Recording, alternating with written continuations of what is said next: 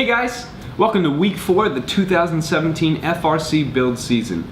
I'm Morgan Harvin for SMR Vault, and let's dive right into this week's update. So BCR's progress is coming along quite nicely. Their gear apparatus has made the jump from paper to prototype. What you see here is finalized metalwork that's only missing a permanent plastic shell. The idea behind this mechanism was a simple, non-powered gear transfer. To install the gear, the driver simply needs to pull up to the peg, using cameras to aid in centering the gear, and wait for the gear to be lifted out of the enclosure.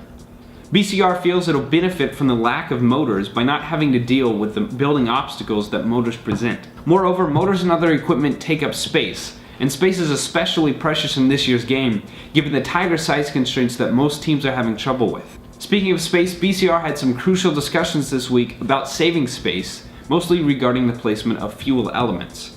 It looks like they're leaning towards mounting their hopper in the center of the robot, with the articulating arm that'll pick wiffle balls up off the ground, extending from the center of the bin. The climbing apparatus will most likely be integrated into the center of the robot towards the top of this bin. The videos you just saw were of BCR's Alpha Bot, or their first version. They'll use what they learn in their first build to build a beta bot, which will then be used as their main robot. This is the first year BCR has ever built 2 bots, and they see it as a unique opportunity to have multiple robots for testing, to have a backup robot, and to keep members busy throughout the build season. Don't you think it's time for an out-of-state team to be featured? Well, we think so. So this week, Team 2090, Buff and Blue, all the way from Honolulu, Hawaii, reached out to us to display their progress this week.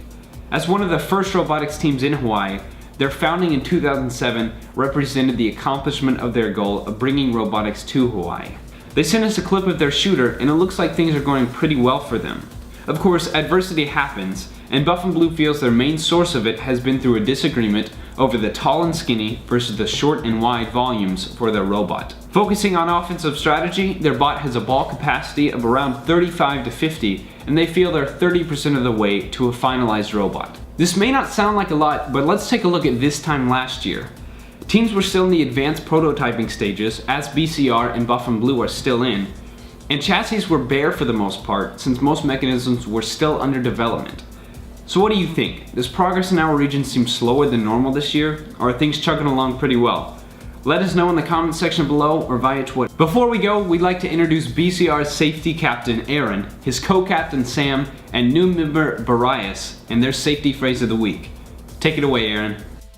A day without safety glasses is like swimming in molasses. You don't want to do it. Always wear your safety glasses while working in the shop. At all times.